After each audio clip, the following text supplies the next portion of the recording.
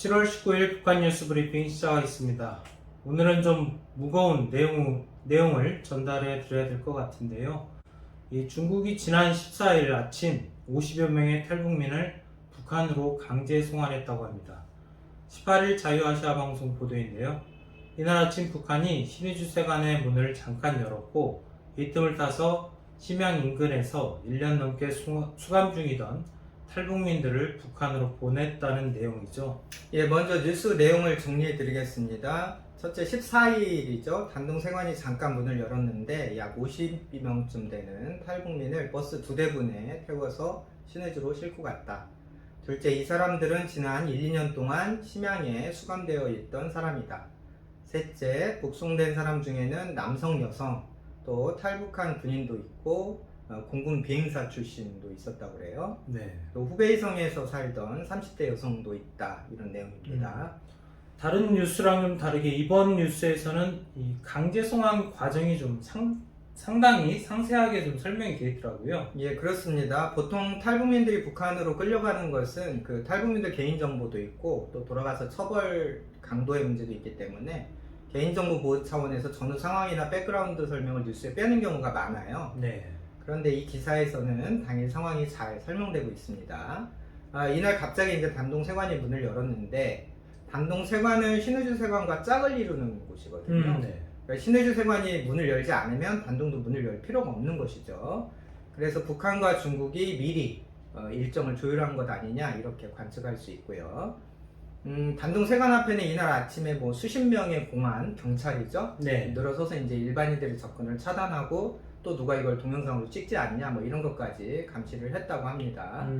아무튼 삼엄한 경계 속에서 이제 진행이 된 건데 자기들도 떳떳지 못하다는 걸 아니까 이렇게 행동했겠죠. 수송에 이용된 버스는 북한이 보낸 버스였어요. 네. 북한이 이제 중국을 방문하려는 화교와 무역 일꾼들 뭐 약 98명 정도를 태워서 단둥에 보냈고, 네. 단둥에서 내리게 한 다음에 그 자리에 이제 북송되는 탈북민 분들을 태워서 이제 싣고 갔다, 이런 얘기고요. 오전 9시에 신의주를 출발한 버스가 먼저 단둥에 도착을 했고, 네네. 예, 그래서 이제 북한 사람들 내리고 탈북민들 태워서 갔고, 오후 2시에 똑같은 네. 방식으로 한 번 더 이동을 했다는 겁니다.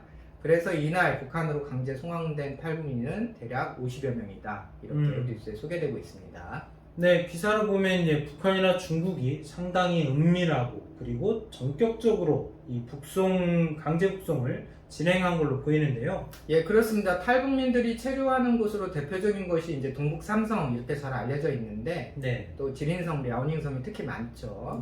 네. 심양은 이제 중국말 선양으로 랴오닝성의 그 주 도시입니다.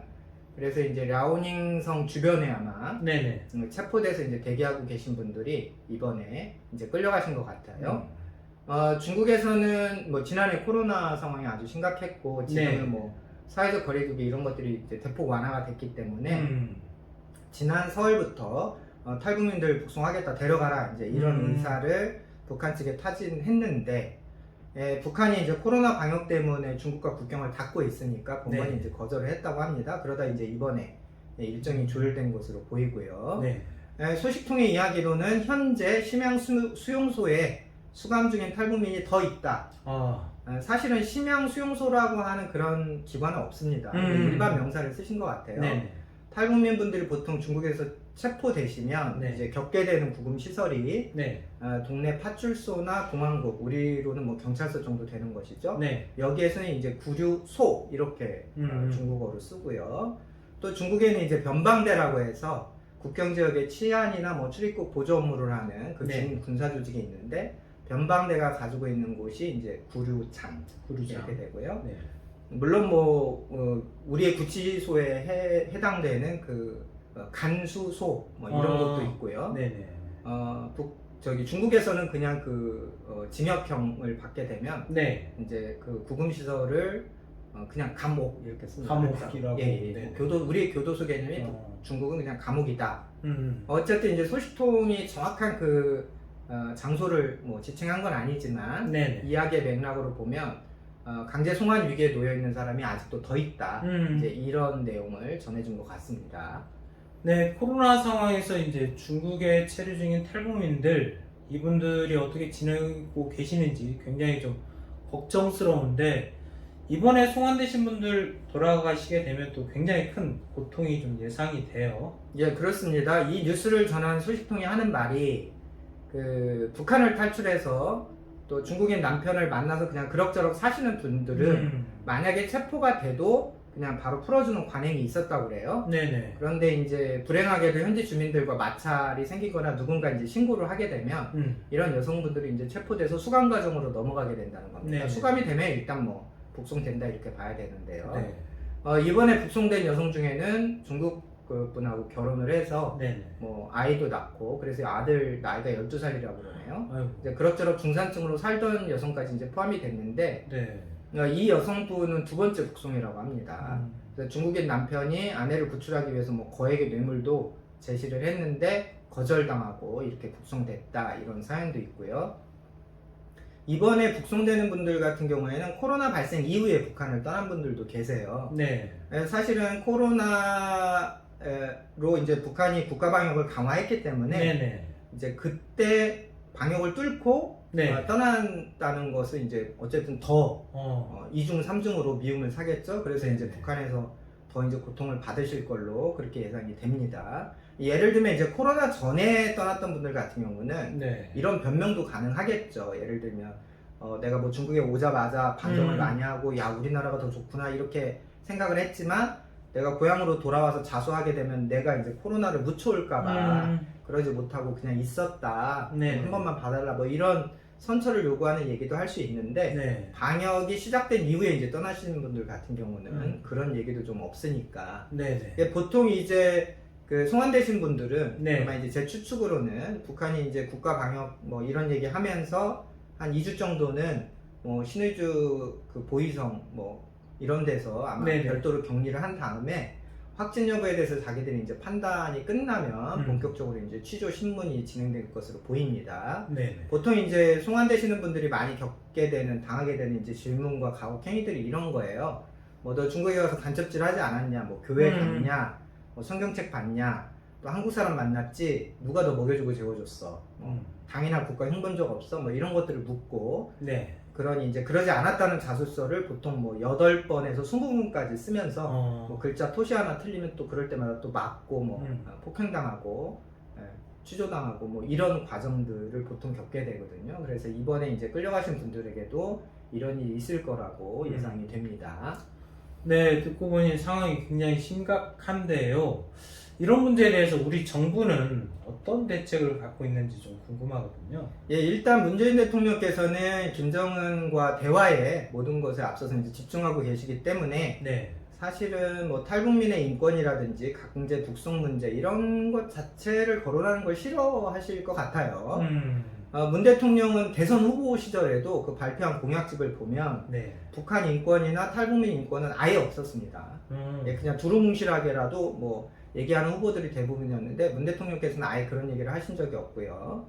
또 노무현 정부 때 청와대에 계셨잖아요. 네네. 그때도 뭐 북한 인권이나 탈북민 문제에 대해서 어떤 조치를 하거나 소신을 밝힌 적도 없는 것으로 그동안 이제 확인이 되어 왔고, 제 기억으로는 지난 대선 때 네. 이제 탈북자분들 몇 분이 모이셔가지고 네네. 뭐 청와대 그 출입기자 아니 국회죠. 국회 출입기자들 계신 그 정론관에 가서 우리는 문재인 후보를 지지합니다. 뭐 이런 플래카드 걸어놓고 기자회견 한 적도 있는데 문 대통령께서 선거 끝나고 이분들을 챙겼다 이런 소식을 제가 들어본 적이 없어요. 예. 상황이 이제 이러다 보니까 또 다른 사건이 있었는데 제가 잠깐 소개해드리겠습니다. 네. 미국 의회의 코리아 스터디 그룹의 공동의장을 맡고 있는 김영, 네. 한국 계신데요. 미국에서 이제 하원 의원으로 당선되신 아주 성공하신 분이죠. 이분이 지난 9일 청와대를 방문해서 문재인 대통령을 만났어요. 그런데 이제 이 김영 의원이 문 대통령께서 좀 중국에 구금되어 있는 수감되어 있는 탈북자들에게 관심을 좀 가져달라 이렇게 이제 회의 중에 말을 하셨다고 그래요. 그러고도 이제 걱정이 됐는지 이제 기념사진 찍는 자리에서 또 문 대통령 옆에 가서 한 번 더 이 얘기를 부탁을 했다고 합니다. 그런데 이제 그 자리에서 문 대통령이 하신 말씀이 추가 정보를 직접 보내주시면 팔로우업 하겠다, 뭐 추후 조치를 생각해 보겠다 이런 식으로 말씀을 하셨다고 공식적으로 이 의원이 밝혔습니다. 국정원은 뭐 뒀다 뭐해 쓰려고 하시는지 그러니까요. 그 미국 의원한테 추가 정보 좀 달라 이런 말씀을 하시는지 좀 답답한데요. 사실은 우리 외교력을 좀 동원을 해서 네. 또 중국이 모른 척하고 이렇게 탈북민 몇 분들을 이제 한국으로 보내주는 그런 관례가 그동안 쭉 있었거든요.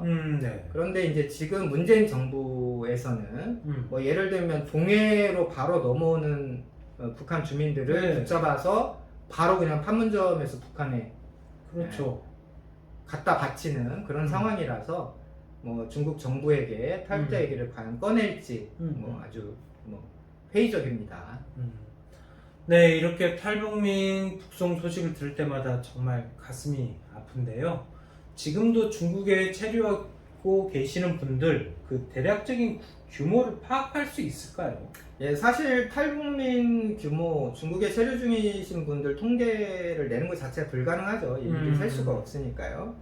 사실은 얼마나 많은 사람들이 체포되고 있는지는 중국과 북한만 이제 알고 있는 얘기고, 그러겠네. 중국이 이제 당사자면서도 이런 내용들은 국제사회에 공개를 하지 않고 있습니다. 다만 이제 한국에 들어오시는 분들에 대한 통계는 우리 정부가 갖고 있죠. 코로나 상황이 발생하기 전까지는 최근 몇 년간 그래도 연간 한 1000명 조금 넘게 오셨어요. 네. 그런데 이제 코로나 사태가 터지고 나서는 이제 대폭 감소하게 됩니다. 그래서 이제 지난해 입국자는 2020년 네. 229명. 220. 그래서 2000년대 이후 최저 규모로 떨어졌고요. 네. 올해 1분기에는 31명이었네요. 예, 그리고 이제 2분기, 네. 그러니까 4월, 5월, 6월 이 세 달 동안은 단 2분만 한국에 오셨어요. 남성 한 분, 여성 한 분. 그래서 올 하반기에는 아예 입국자가 없을 수도 있겠다 이런 걱정이 벌써부터 나오고 있습니다. 네, 그러면 이 탈북 추세가 앞으로 어떻게 변화될지 그것도 좀 궁금한데요. 예, 탈북 추세는 앞으로 계속 감소할 것으로 저는 봅니다. 그러니까 북한에서 중국으로 가는 규모도 감소하고 네. 중국을 또 탈출해서 네. 안전한 제3국으로 오는 규모도 감소하고 예, 왜 그렇게 되냐면 첫 번째로 이제 북한이 네. 특히 이제 김정은이 탈북 그 자체를 아주 싫어하죠. 네. 그러니까 비교를 해보면 과거 김정일 시대에는 네. 뭐 이런 식이었어요. 배신자여 갈 테면 가라.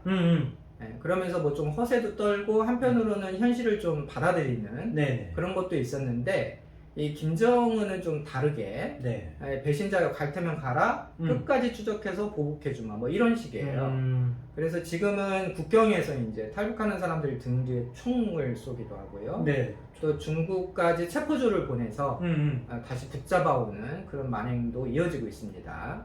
자, 두 번째로는 중국 정부가 여전히 북한의 요구를 전적으로 수용하고 있다는 겁니다. 그래서 중국의 공식 입장은 탈북민은 불법 체류자다. 그래서 원 국가로 돌려보낼 수밖에 없다. 이런 입장이고요. 네. 또 중국은 그 호구라고 해서 신분증 제도가 네네. 있잖아요.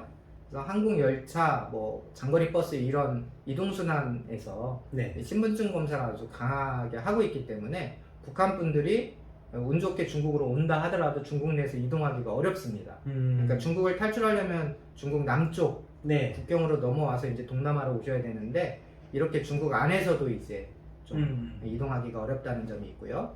세 번째로는 그러면 중국 안에서 움직이지 않고 그냥 어디 한 군데 정착해서 사는 건 어떠냐? 네. 자, 이 부분도 좀 환경이 바뀌었습니다. 대표적으로 이제 조선족 사회가 많이 바뀌었기 때문에 그래요. 조선족 분들이 이 경제 수준도 올라가고 교육 수준도 높기 때문에 네. 이제 낙후된 동북 삼성을 떠나서 도시로 나가시는 분들이 많고 네. 외국으로 이주하시는 분들도 많죠. 그래서 20년 전에는 조선족 집성촌들이 곳곳에 특히 국경 지역에 있었는데 그렇죠. 지금은 뭐 거의 다 없어졌고요. 우리가 잘 알고 있는 연변 조선족 자치주만 하더라도 네. 인구 구성별에서 그 조선족 분들의 인구 구성 비율이 30% 선이 무너지고 있습니다. 조선족 분들이 없으니까 말통하는 사람도 없는 거고요. 그렇죠. 도와줄 수 있는 사람도 줄어드는 거고요. 일자리 얻기도 어렵겠죠.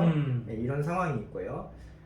마지막으로 이제 네 번째는 북한 네. 내부 상황의 변화도 있어요. 네네. 그래서 이제 북한 내부에 이제 경제가 좀 호전되고 시장 경제가 좀 발달을 하면서 여러 가지 이런 위험과 뭐 보복 대비 네네. 그냥 포기하고 뭐 북한에 남아서 사는 게 차라리 낫지 않냐 이제 이런 생각들이 확산되는 거죠. 네네. 그래서 뭐 10년 전, 20년 전에는 네. 북한에 남아있으면 뭐 굶고 뭐 돈 네. 벌 기회가 없기 때문에 일단 중국으로 가보자 이런 분들이 많았는데 이제는 이제 그런 걸 체념하고 그냥 북한에 잔류하는 쪽으로 생각을 정리하신 분들, 이런 분들이 이제 많아졌다. 그래서 이제 4가지 정도의 요인으로 탈북자 규모는 점점 급감할 수밖에 없지 않겠냐, 저는 이렇게 보고 있습니다. 네, 그러면 이제 북한 인권 문제, 또 탈북민들의 이 인권 문제, 이런 건 저희가 어떻게 봐야 될까요? 예, 많은 분들이 이런 일이 생기면 그래도 통일부가 뭔가 하지 않을까 이렇게 기대를 하실 거예요. 네. 예를 들면 뭐 이인영 장관이 중국 대사한테 전화해서 꼭 이렇게 해야 됩니까? 뭐 이렇게 좀 따지기라도 할 거다라고 생각하실 수 있는데, 실제로는 전혀 그렇지 않습니다. 안 하나요? 예, 그렇죠.